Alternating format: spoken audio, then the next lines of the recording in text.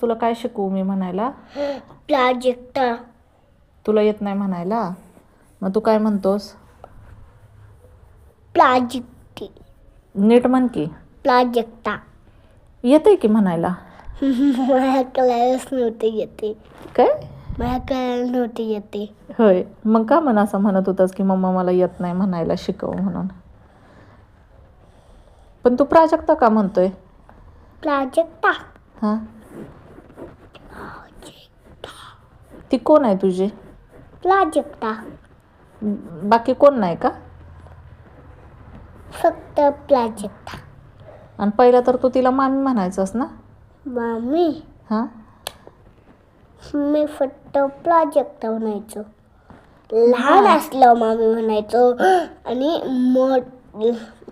आणि 4 झालं ना तेव्हा प्राजक्ता म्हणतोय. हो. 4 झाल्यापासून तुला मोठा नाही का झालास, आहे का नाही? तिच्याबरोबर फोटो बिटो काढले, ती साडी धरून वगैरे, म्हणून प्राजक्ता म्हणायला लागलास का? हॅ, फटका कशाला फटका? फटके काय पण म्हणतोस होय? मग असं म्हणतात का? मग तू कशी मला म्हणतेस? मग तू काय म्हणतोयस बघ की. दीदी म्हण, मावशी म्हण, आत्या म्हण, काकू म्हण, मामी म्हण, तुला आवडेल ती म्हण. नाव घेतात का असं? मग मी काकी म्हणेन की. नको काकी म्हणूस, मामीच छान वाटतंय. मामी. हो. मला काकी छान वाटते. कशाला काकी?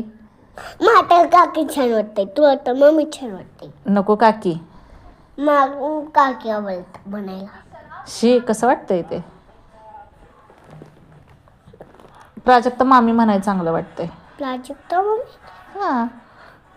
आणि म्हणजे की सृष्टी दिदी का? नाही, आणि ही म्हणजे की मी सृष्टी दिदीला सृष्टी दिदी म्हणतात असं का? हां. आणि प्राची आणि श्रावणी कोण आहेत तुझ्या? श्रावण. हां, ते मला ओळखतात. तुला ओळखतात का? पण त्या कोण आहेत तुझ्या? हां, माझे फक्त प्राजक्ता श्रावणी. होय. प्राची नाही का तुझी? प्लाची. हां. प्लाची पण आहे की. आणि पियुष?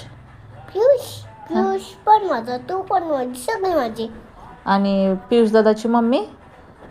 पियुष दादाची मम्मी ती पण माझी. सगळे तुझे आहेत होय? हां. आणि प्राजक्ता मामीचे बाबा?